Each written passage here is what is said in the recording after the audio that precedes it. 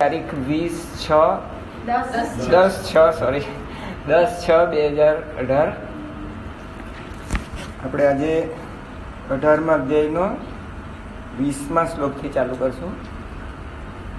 એમાં 20, 21, 22 એમાં જ્ઞાનના 3 પ્રકારો છે: સાત્વિક, રાજસિક અને તામસિક જ્ઞાન.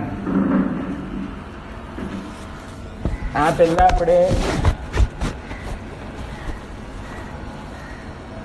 શ્લોક 12 સુધી ત્યાગના 3 પ્રકાર જોયા હતા. એમાં સાત્વિક ત્યાગ એટલે કર્મયોગ જ છે એક પ્રકારનો, અને એમાં ત્યાગ કર્મ ફળનો કરવાનો છે. કર્મનો ત્યાગ શક્ય જ નથી, કર્મનો ત્યાગનો સવાલ જ ઊભો નથી. જ્યાં સુધી જીવીએ ત્યાં સુધી એક પણ ક્ષણ કર્મ વગર આપણી જઈ શકતી નથી. એટલે કર્મનો ત્યાગ સંભવી શકતો નથી. કર્મ ફળનો ત્યાગ કદાચ સંભવી શકે, ટ્રાય કરીએ આપણે. અને હું કરું છું એવા હું કરતા છું, અહમ કરતા, એવો અહંકારનો કદાચ ત્યાગ કરવાનો પ્રયત્ન કરી શકીએ આપણે. વી કેન ડેઇલી ક્વેશ્ચન અવરસેલ્ફ કે કાર્ય કોણ કરે છે? તો ગીતાજીનો જ જવાબ એવો છે કે પ્રકૃતિ જ 3 ગુણોની મદદથી અને 5 ઇન્દ્રિયો, 10 ઇન્દ્રિયોની મદદથી બધા કામ કરે છે. એટલે સાત્વિક ગુણોની મદદથી આપણું અંતઃકરણ, મન, બુદ્ધિ, ચિત્ત, અહંકાર, બ્રેઇનનો ઇમ્પોર્ટન્ટ ઇન્ટરનલ અંતઃકરણ, જેમ બહારના ઉપકરણ હોય છે, આ એક ઉપકરણ છે, એવા અંતઃકરણ હોય છે. એવી રીતે 5 જ્ઞાનેન્દ્રિયોના ઉપકરણો છે, બહારના કરણો, એ સત્વગુણથી બનેલા છે, પ્રકૃતિના. અને હોલી સાયન્સમાં એને જ પોઝિટિવ એન્ડ ગણેલો છે. જેમ ચુંબકનો પોઝિટિવ નેગેટિવ પોલ હોય છે, તેમ બહારના જગતમાં જે સ્થૂળ પંચમહાભૂત દેખાય છે એ તામસિક ગુણથી બનેલું છે, પ્રકૃતિનું. એ જાણે કે નેગેટિવ પોલ છે એવું હોલી સાયન્સમાં કહ્યું છે. એટલે જેમ ઉત્તર ધ્રુવ ને દક્ષિણ ધ્રુવ વચ્ચે હંમેશા ખેંચાણ હોય જ છે, સ્વાભાવિક ખેંચાણ હોય જ છે. એ ખેંચાણ આપણે નિવારી શકતા, આપણે સૌનો અનુભવ છે કે કેટલાક આકર્ષણો આપણે નિવારી શકતા નથી. આપણું બંધારણ, આપણી જ્ઞાનેન્દ્રિયોનું બંધારણ જ એવું છે કે દરેક જ્ઞાનેન્દ્રિયોને પોતપોતાને ગમતા એટ્રેક્શનો હોય જ છે. નાકને સુગંધીદાર એસેન્સ, કોઈ બી અત્તર કે ગુલાબ કે કંઈ બી સારી વસ્તુ તરફ એટ્રેક્શન થાય, એને આપણે રાગ નામ આપેલું છે. અને આપણે રાગને ધૂતકારીએ છીએ સામાન્ય રીતે.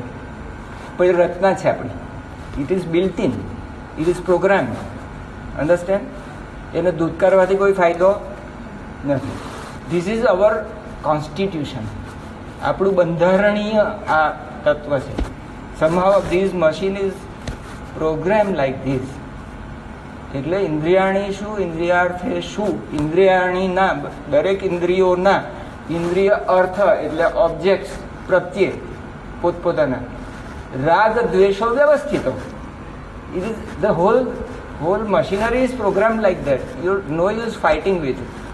ઇવન જ્ઞાની વિલ હેવ ધીસ, એવું ગીતામાં લખેલું છે. નિગ્રહ કેમ કરી શકે પછી એવો સવાલ પૂછેલો છે એ જ શ્લોકમાં. આવી વાત છે ત્યાં નિગ્રહ કેવી રીતે કરશે? You try to understand very deeply, otherwise આખી જિંદગી લડવામાં જશે, તમારી સંઘર્ષમાં જશે આખી જિંદગી. હાઉ યુ આર બિલ્ડ, તમારી એનેટોમી, ફિઝિયોલોજી, સાયકોલોજી કેવી જાતની છે એને try to understand. Have a grasp over it, don't fight with it. તો હોલી સાયન્સમાં લખેલું છે જ્ઞાનેન્દ્રિયવાળો જે એન્ડ છે આપણો, એ પોઝિટિવ એન્ડ છે મેગ્નેટનો, અને બહારના વિષયોવાળો એન્ડ છે એ નેગેટિવ એન્ડ છે. એટલે દરેક ઇન્દ્રિયોને કોઈ સ્ટ્રોંગ એટ્રેક્શન તો હોવાનું જ છે. It is bound to be there. No use fighting with it. You can somehow modify it according to the, જે અત્યાર સુધીમાં બધા તમને સજેશન અંદરથી, આ મેન્યુઅલ છે આપણું, આ બોડી એક ડિવાઇસ છે, અને દરેક ડિવાઇસ તમે બજારમાંથી ખરીદો એનું એક યુઝર્સ મેન્યુઅલ હોય છે. So there is a user's manual here. કે if you live in this way, સાત્વિક રીતે તમે જીવશો તો your life will be full of peace, joy and happiness. એટલે આ રીતે મનભાઈને સમજાવવા પડે. એટલે મહારાષ્ટ્રના પ્રસિદ્ધ સંત રામદાસે મનાંચે શ્લોક એવું એક લખેલું છે, મનને ઉદ્દેશીને એને ભાઈ બચી કરીને make the mind your friend, not your enemy. મનાંચે શ્લોક કાંઈ પડલે કદી અસા કાંઈ પડાલા જ પાहिजे. એવું મોટાનું છે તે મનને, એવું એક નાનકડું છે, બહુ ટૂંકા થોડાક જ શ્લોક છે. મનને ઉદ્દેશીને જાણે મનની જોડે વાત કરેલી છે કે આમની ભઈલા આમ કરતો ત્યારે સુખી થશે તું. એમ no use fighting with it, don't fight with it.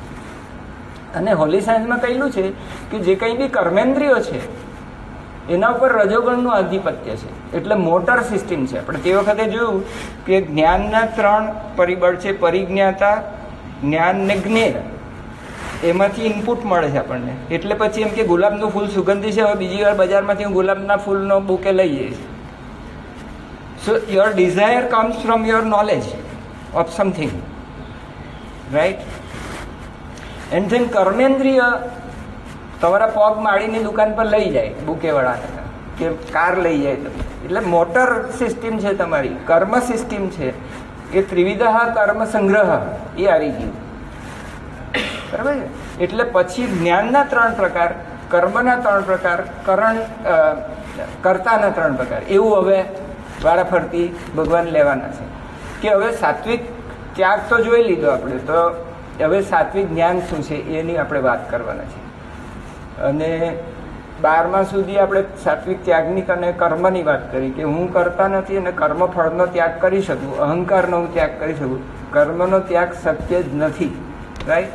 એટલે એને પછી ધ્યાન જેવી ટેકનિક વડે કાંટાને કાઢવો પડે. આપણે લહેરીમાં છે કેવો શબ્દ આપણે છે, કાંટા વડે કાંટાને કાઢવાનો. By this techniques, although there is some doing in it, it is different from the doing in the outer sphere. બહારના સ્ફિયરમાં જે ડુઈંગ છે એ ઘાંચીના બળદની જેમ ખાલી તમને ડાબલા પહેરાવીને કામ ધંધો જ કરાવ્યા કરે. It's like a hamster wheel. અથવા તો એ પેલું કૂતરાને છે તે એની પૂંછડી પર તમે કંઈ ગળપણ લગાડી આપો અને પછી એની પૂંછડી ચેસ જો કરે,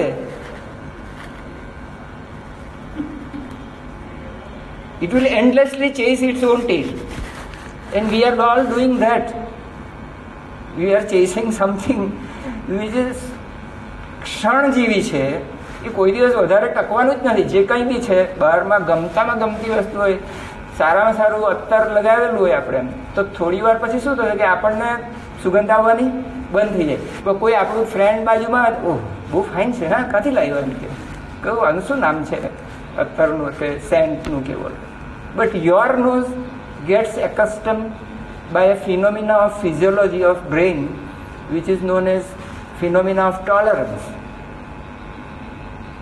So all senses are cursed with a phenomena of tolerance. એટલે સારામાં સારી વસ્તુ હોય એનાથી તમે ઉબાઈ જાઓ. શું થાય? કેરી તમને એક પહેલી મજા આવે, પછી એક પહેલો વાડકો બહુ મજા આવે, પછી બીજો વાડકો બી મજા આવે કદાચ તમારી કેપેસિટી પર. પછી તમારી કેપેસિટી પ્રમાણે છેવટે મોટામાં મોટી કેપેસિટીવાળાને બી 10મો વાડકો આપો તો વોમિટિંગ સેન્સેશન સુધી અભાવ થઈ શકે. એની એ આટલું બધું સુંદર આમ્રફળ, અમૃત ફળ, એના પ્રત્યે તમને ઉપકા આવી શકે જો તમે ખાધે જ રાખો. એટલે ધેર ઇઝ અ લિમિટ. કોઈ પણ ફળ જે સ્વાદિષ્ટમાં સ્વાદિષ્ટ ફળ છે એ બી ક્ષણજીવી જ તમને ઉપભોગ આપી શકે. એ ઉપભોગનો આનંદ ક્ષણજીવી જ હોઈ શકે, because your physiology of central nervous system, તમારા ચેતાતંત્રની ફિઝિયોલોજી રચના જેવી છે. અચ્છા, એ કર્સ નથી, એ તો આશીર્વાદ છે. એ આશીર્વાદ કેમ આપેલો જાણવું છે તમારે? જંગલમાં ધારો કે તમે હરણ છો અને આનંદથી તમારા ટોળા સાથે ચરી રહેલા છે, આજુબાજુમાં ઘાસની સુગંધ આવી રહેલી છે, એને ઘાસની સુગંધ પાસે જાઓ ને પછી ઘાસનો એરિયા મળે એટલે ચરવા માંડો, પછી એ ઘાસની સુગંધ જતી રહે. એનો ફાયદો શું થાય કે થોડે દૂરથી પવનમાં છે તે હિંસક પ્રાણીની ગંધ આવી, વાઘની ગંધ આવી. Because of phenomena of tolerance, now your this sense of smelling is now fresh to catch the new sense of the danger. So is it a curse? It appeared like curse, but is it a curse or a blessing? It's a blessing. So ઇન્દ્રિયાણી શું, ઇન્દ્રિયાર્થે શું, રાગ દ્વેષો વ્યવસ્થિતો is a blessing. Nothing given by nature is useless. Nothing, not even fear. બચ્ચાને fear નહીં હોય તો પોતાની જાતને કેટલું બધું નુકસાન કરી શકે. દાજી જાય ને માએ છે ત્યાં ટોકવું પડે, રોકવું પડે, પકડ્યા જ કરવું પડે બારે ઘડીએ. પછી કંટાળીને એક વખત ઓછી દાજતી વસ્તુને આંગળી એમ કે લે અડક, પછી બીજી વખત ત્યાં જતું જ ભૂલી જાય. You can utilize this physiology. એટલે હવે આપણે આ ત્રણના સાત્વિક, રાજસિક, તામસિક એમ ત્રણ પ્રકાર કરેલા છે. એમાં આપણે કર્મેન્દ્રિયો એ રાજસિક પ્રભાવ નીચે અને પ્રાણના પ્રવાહ નીચે. પ્રાણ હંમેશા સ્પંદનશીલ હોય છે, વાઇબ્રેશન જ હોય છે. એટલે જે ગુણમાં વાઇબ્રેશનની પ્રધાનતા વધારે છે એને આપણે રજોગુણ નામ આપેલું છે. એટલે ચંચળ ગુણ છે, ક્રિયાશીલ ગુણ છે. જે ગુણમાં ઠંડક છે અને શાંતિથી બહારની વસ્તુનું ગ્રહણ કરી શકે છે, મન, બુદ્ધિ, ચિત્ત શાંત હોય તો તમે બધા નિર્ણયો, બુદ્ધિ શાંત હોય તો નિર્ણયો સારી રીતે લઈ શકો. એટલે એમાં સાત્વિકતા આપેલી છે, સારો ગુણ છે સાત્વિકતા. સત્વગુણથી 14મા અધ્યાયમાં જોઈ ગયા કે સુખ થાય છે, તમોગુણ ને રજોગુણથી દુઃખ ઉત્પન્ન થાય છે, અને તમોગુણ તમને ઊંઘમાં નાખીને પ્રમાદ અને આળસમાં નાખી દે. એ બધું 14મા અધ્યાયમાં આપણે જોઈ ગયેલા. અને રજોગુણ તમારી પાસે છે ત્યારે હેમસ્ટર વ્હીલ ઉપર ઘાંચીના બળદની જેમ કામ જ કરાવ્યા કરે. પેલા કૂતરાની પૂંછડીની પાછળ જ પડી જાવ તમે. ઓ ભાઈ, you are chasing your own tail. એને હાડકું જો હાથમાં આવી જાય તો હાડકું ચાવે, પછી એના દાંતમાંથી લોહી નીકળે. હાડકા પર તો કંઈ લોહી બોહી કંઈ હોય નહીં. એટલે પછી એને આમ સ્વાદ આવે કે હા હા મજા આવી ગઈ, એમ કે નોનવેજ ખાવાનું મળી ગયું આજે આપણને. So he is happy because of his ભ્રામક આનંદ છે, જેટલો સેન્સીસનો આનંદ છે. અને એક મેરીગો રાઉન્ડમાંથી બહાર નથી નીકળવા દે. એટલે એક વિચારના જન્મમાંથી બીજા વિચારના જન્મમાંથી ત્રીજા વિચારમાં જન્મમાંથી ચોથા આશાના જન્મમાંથી ચોથી ડિઝાયરમાં જન્મમાંથી પાંચમી ડિઝાયર, અનંત ફણગાઓ ડિઝાયરમાં ફૂટતા જાય. એ નવા જન્મ થાય તમારા ઈગોના. એ સંસારની કન્ટિન્યુએશન છે. બીજો જન્મ એટલે બીજા શરીરનો જન્મ એવું પણ જરૂર નથી. Every day you are taking new birth. રાતના ઊંઘમાં ઈગો જતો રહ્યો, મન, બુદ્ધિ, ચિત્ત, અહંકાર બધું સૂઈ ગયું.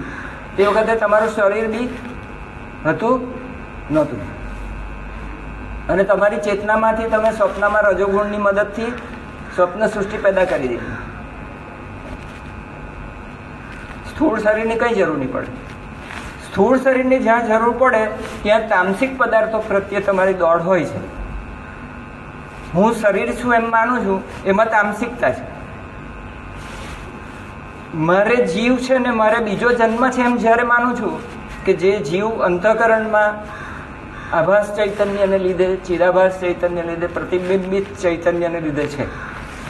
એટલે જે તમારો સૂક્ષ્મ દેહ છે, ઇટ ઇઝ કન્સિસ્ટિંગ ઓફ અંતઃકરણ, અહંકાર, મન, બુદ્ધિ, ચિત્ત, એ મળીને તમારું સૂક્ષ્મ દેહ બને છે.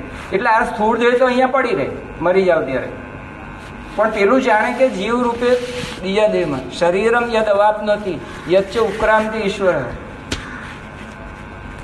15મા અધ્યાયમાં. એટલે જ્યારે થોડીક બુદ્ધિ સુધરે ને ત્યારે એમ થાય કે ના જીવ જેવું છે.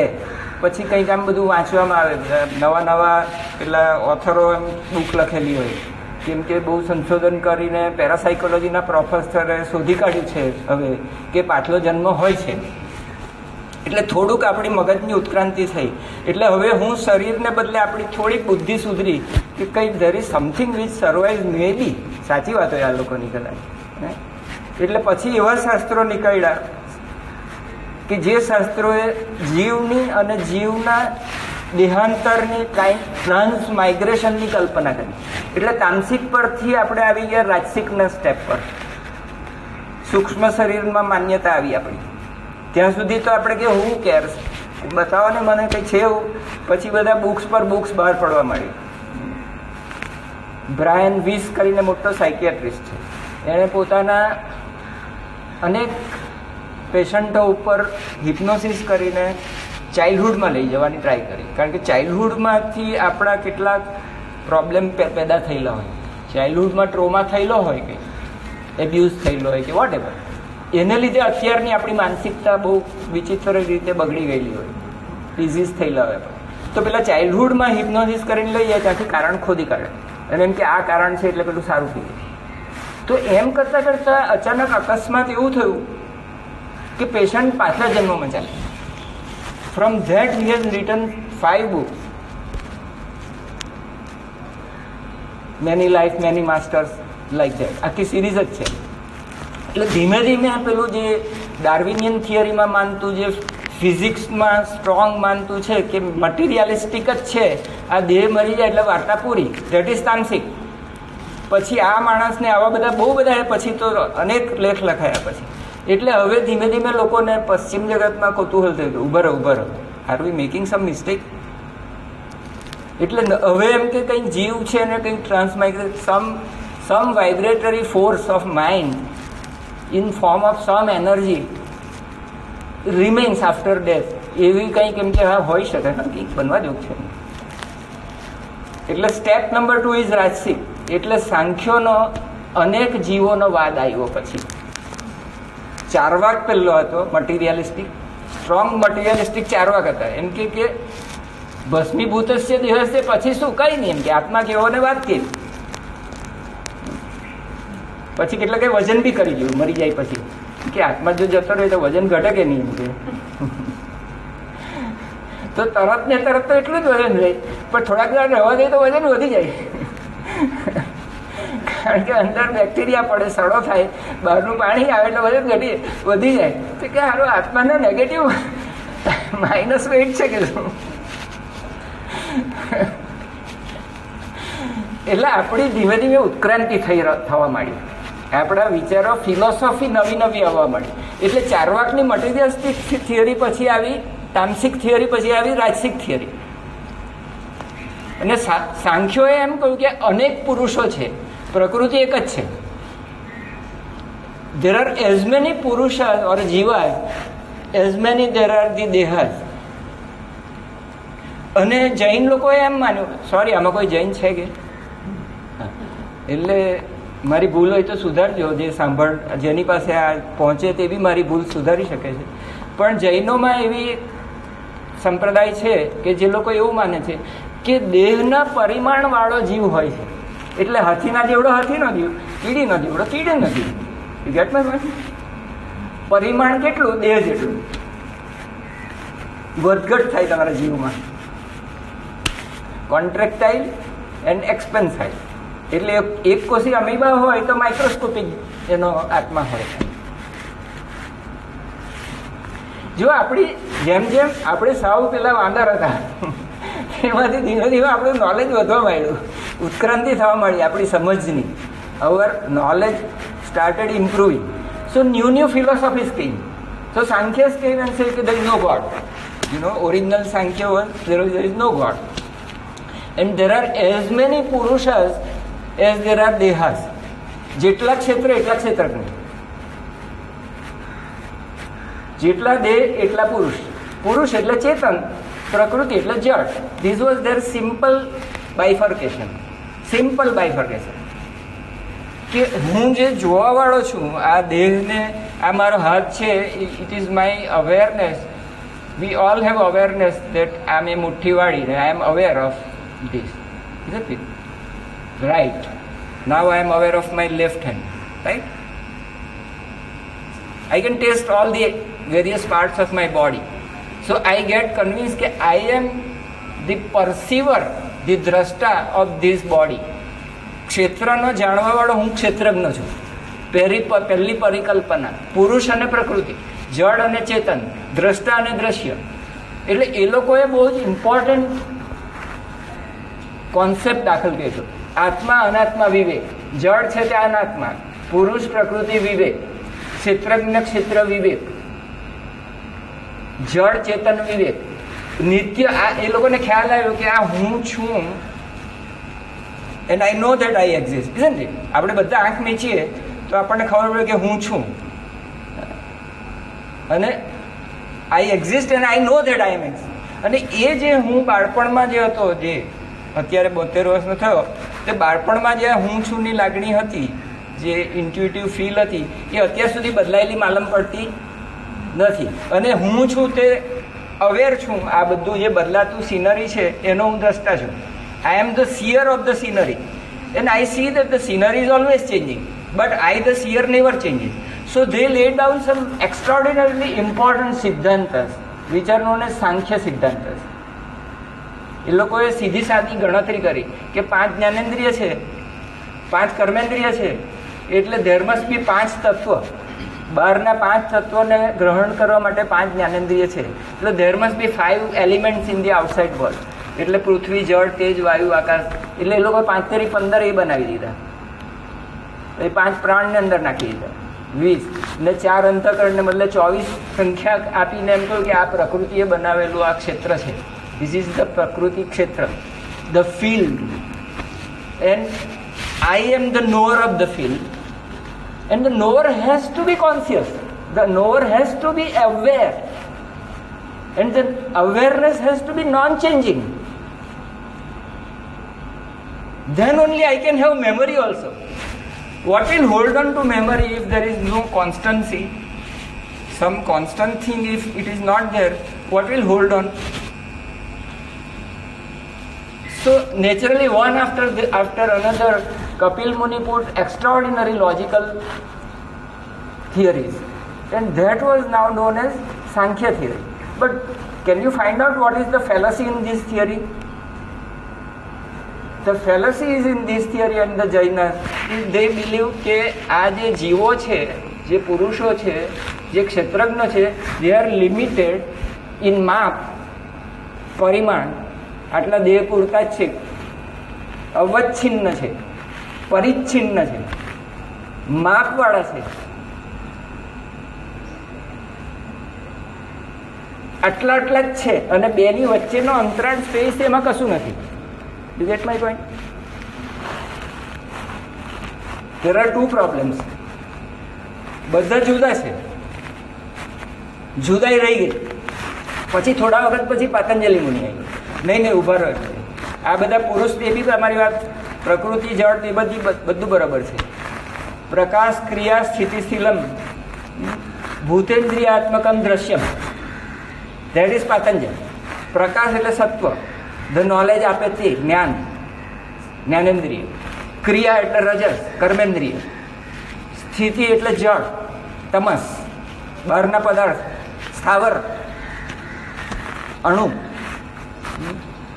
Energy and matter, that is જળ. પ્રકાશ, ક્રિયા, સ્થિતિ, સ્થિલમ, ભૂત, પંચભૂત, ઇન્દ્રિય જોનારી, એ બધું પ્રકૃતિમાં નાખી દીધું હતું ક્ષેત્રમાં. આપણે ક્ષેત્રની અધ્યાયમાં બધું બહુ વિસ્તારથી જોઈએ. પણ હું તમને અત્યારે આ સત્વ, રજસ, તમસના 3 ભાગ કેમ પાડ્યા એ સમજાવી રહેલો છે. I am trying to clear the whole concept.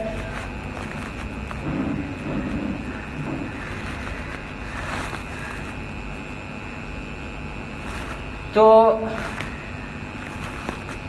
પાતંજલ મુનિએ અંદર એક નવું તત્વ ઉમેર્યું કે પુરુષોની વાત બી સાચી, પ્રકૃતિની વાત બી સાચી, જુદા જુદા પુરુષ જીવ એ વાત બી સાચી, પણ અમે એક નવું ફેક્ટર ઉમેરવા માંગીએ છીએ. તો શું? પુરુષ વિશેષ ઈશ્વર. એક આમાં બધા કરતાં એક ઈશ્વર તત્વને ઉમેરી દીધું. સાંખ્યોના ઓરિજિનલ સાંખ્યમાં ઈશ્વર તત્વ આવી રીતે મૂકવામાં આવ્યું નહોતું. અને આ ઈશ્વરનું નામ ઓમકાર છે. અને આ ઓમકારનો જપ કરીને ઈશ્વરને શરણે જઈએ અને આપણા કર્મો એને સમર્પિત કરી દઈએ તો આપણી શુદ્ધિ થતી જાય અને આપણને સમાધિનો લાભ થઈ શકે. અને સમાધિ જ્યારે થાય ત્યારે આપણે બધા ટ્રાન્સમાઇગ્રેશનમાંથી, જીવન મરણના ચક્રમાંથી આપણી મુક્તિ થઈ જાય અને આપણા સમસ્ત દુઃખો કાયમને માટે મટી જાય. એટલે એ લોકોએ બંને જણાએ સાંખ્ય અને યોગ એ બંને પહેલાં ગુરુજીએ આપણને કહી દીધું શરૂઆતમાં કે સાંખ્યની થિયરી કહે છે કે તમારા સમસ્ત દુઃખોને હું કાયમને માટે દૂર કરીશ. હેયમ દુઃખમ અનાગતમ. તમારા સમસ્ત દુઃખોને તમે એક વખત આ અનુભવ કરશો શાંતિ પરમ આનંદનો, એટલે તમે પછી એ દુઃખો પાછળ જવાનું છોડી દેશો. એટલે તમારું હેમસ્ટર વ્હીલ પૂરું થઈ જશે અને પેલું કૂતરું પૂંછડીની પાછળ ભગતું હતું એ ખબર પડી જશે કે આ પૂંછડી તો મારું જ સ્વરૂપ છે, એની પાછળ ભાગીને શું કરવાનું, હું તો અહીંનો અહીંયા જ છું, અહીંયાથી કોઈ જગ્યાએ મારો પ્રોગ્રેસ થતો નથી, જ્યાં છું ત્યાંનો ત્યાં જ છું. એટલે એ ખોટી મહેનત કરવાનું છોડી દેશે. બહારની તરફ જે એ બહારથી સુખ મળશે માટે બહારની તરફ જે એની મહેનત વધી હતી, આખી જિંદગીનો ઉદ્યમ, આમ કરીશ તો આમ થશે. હવે આપણો અનુભવ છે કે રોજ કસરત કરીએ તો શરીર મજબૂત થાય, રોજ ચાલવા જઈએ તો આપણે નિરોગી થઈએ. એટલે આપણો અનુભવ પહેલેથી કેવો છે કે કર્મ કરવાથી કોઈક ફળ મળે છે આપણને. તમારી બધી વાત સાચી, બધા ફળ મળશે, પણ આ સચ્ચિદાનંદ આત્મા તો તમારી અંદર જ છે, એને બહાર જવાથી કેવી રીતે મળવાનો છે તમને? So call of all the search. શું? Call of the search. ક્યાં ક્યાં સર્ચ મારી રહેલા છે? વોટ્સએપ પર મોકલે. આ વોટ્સએપ અહીંયા બીજા બધા ગ્રુપ તો છે, એ તો બધા ઓબ્વિયસલી વોટિંગ માટે મોદી સાહેબનું છે ને રાજકીય ગ્રુપ છે ને એમાં તો આ બધું જાય તો બરાબર છે.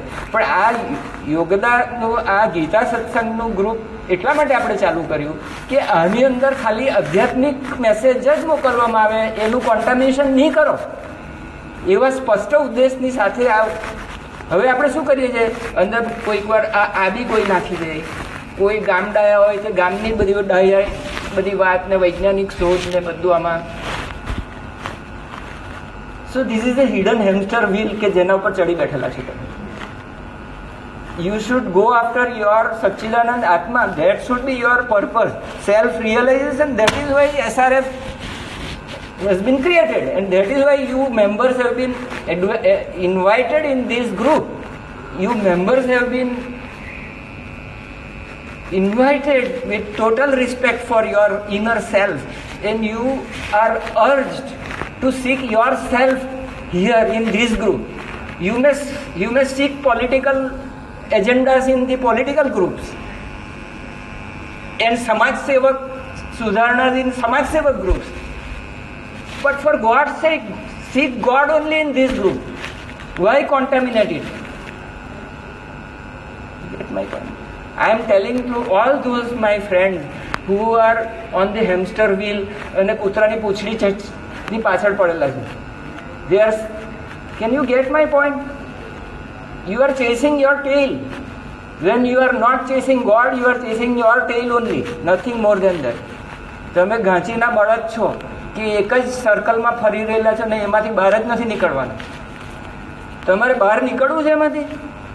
ફોર ગોડ સેક 180 ડિગ્રીએ તમારે ડિરેક્શન બદલવી પડશે. All outgoing activities you will have to reduce. If you cannot stop, please reduce it. At least not on this group. અને 180 ડિગ્રીએ તમારી સર્ચલાઇટને તમારા પોતાના સ્વરૂપ તરફ લઈ જવી પડશે. પરાર્થાત સ્વાર્થ સંયમાત પુરુષ જ્ઞાનમ. ધીસ ઇઝ વોટ પાતંજલિ મુનિ ઇઝ ટેલિંગ.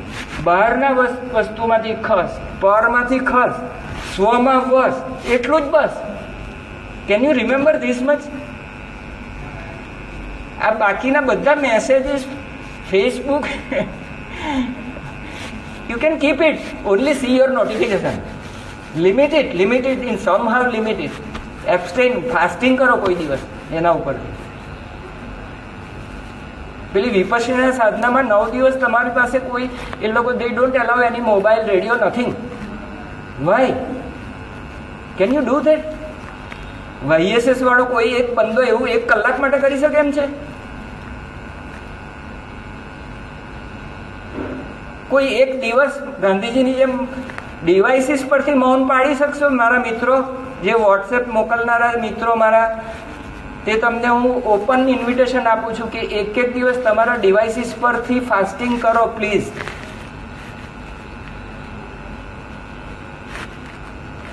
બીકોઝ અત્યારે જે જ્ઞાન અને બાકીની વાતો કરવાના છે, કર્મ, એ બધા ત્રણમાં વહેંચાયેલા છે, સાત્વિક, રાજસિક, તામસિક.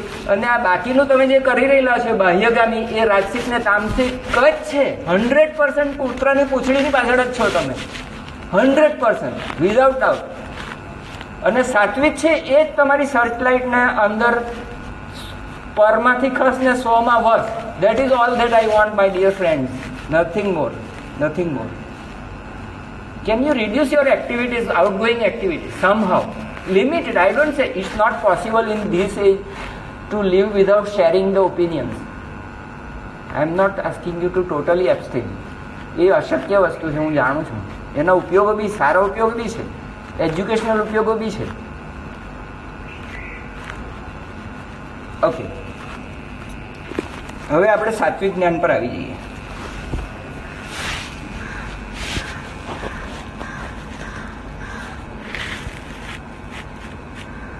શું કરતો હતો?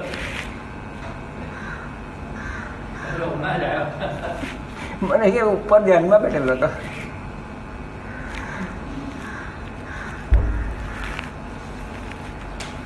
₹419 પાનું, 20મો શ્લોક, સાત્વિક જ્ઞાનના લક્ષણ. હવે જુઓ, આપણે સાંખ્ય અને પાતંજલિના યોગશાસ્ત્ર પરથી કૃષ્ણ ભગવાન એક છલાંગ મારવાના છે. કૃષ્ણ ભગવાન સાત્વિક રાજસિક પરથી છલાંગ મારીને સાત્વિક પર પહોંચવાના છે. અને એ છલાંગ અદ્ભુત છલાંગ છે. એ બહુ અદ્ભુત વાત છે. એમાં એક એવી ચેતનાની વાત કરેલી છે કે જે બ્રહ્માંડ વ્યાપી છે. એટલે એનું નામ બ્રહ્મ ચૈતન્ય થાય. જે ચેતના બ્રહ્માંડ વ્યાપી હોય એ ચેતનાને બ્રહ્મ ચૈતન્ય ઉપયુક્ત નામ થાય. એને ગુરુજીએ કોસ્મિક કોન્શિયસનેસ એવું નામ આપેલું છે, રાઈટ. અને આ કોસ્મિક કોન્શિયસનેસની પરિભાવના એવી છે કે it is not part, product or property of this body. આ પિંડની એ પ્રોડક્ટ હોઈ શકે નહીં, કારણ કે એ તો આપણી બહાર પણ છે ને આપણી વચ્ચે પણ છે ને આખા બ્રહ્માંડમાં છે. એટલે it can not be a part, product or property of this brain. Number 2, it is independent of this body. It is not dependent on body. મરી જાય પછી બી એ જીવી શકે. It is not dependent on the body. It is independent, સ્વતંત્ર વસ્તુ છે, વિલક્ષણ છે, ચૈતન્ય છે, સર્વવ્યાપી છે. It is independent of this body and it enlivens this body.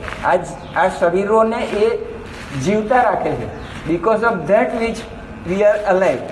જીવનમ સર્વભૂતેષુ, 7મા અધ્યાયમાં. પ્રણવ સર્વવેદેષુ, જીવનમ સર્વભૂતેષુ. I am the one life behind all life forms. ચાહે મનુષ્યની જિંદગી હોય, પ્રાણીની જિંદગી હોય કે વનસ્પતિની જિંદગી હોય. અરે ચાહે હિમાલય પર્વત કે ગંગા નદી બી કેમની હોય, એ એની અંદર બી મોજૂદ છે. સ્થાવર જંગમ, બ્રહ્માથી માંડી સ્થાવર સુધીની દરેક વસ્તુની અંદર એ મોજૂદ છે. ગુરુજીએ કોઈ જગ્યાએ લખેલું છે? हाँ जाइए 12 बजे तक है. नहीं हम करके चले जाएंगे बात. ठीक है आप कैसे क्या